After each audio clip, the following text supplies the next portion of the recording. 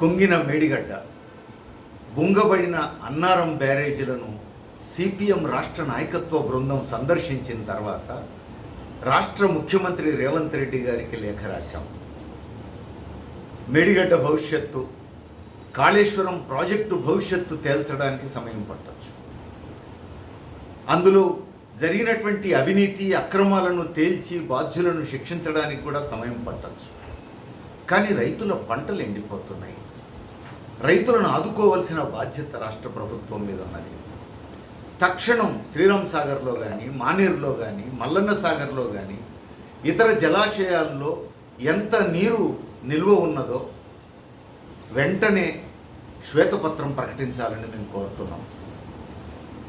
ఇప్పుడు నిల్వ ఉన్న నీళ్లు ఎన్నున్నాయో తేల్చితే అందులో సాగునీటి అవసరాల కోసం ఎంత విడుదల చేయొచ్చు, ఎన్ని ఎకరాల మేరకు ఎండిపోకుండా కాపాడవచ్చో తేలుతుంది. మిగిలిన భూమికి రైతులకు నష్టపరిహారం చెల్లించవచ్చు. అందుకని తక్షణం జలాశయాల్లో నిల్వ ఉన్నటువంటి నీటి నిల్వలకు సంబంధించిన పూర్తి వివరాలు శ్వేతపత్రం ప్రకటించాలని సిపిఎం రాష్ట్ర ప్రభుత్వాన్ని కోరుతున్నది. రాష్ట్ర ముఖ్యమంత్రి స్వయంగా జోక్యం చేసుకొని తక్షణమే ఈ సమస్యను పరిష్కరించాలని కోరుతున్నారు.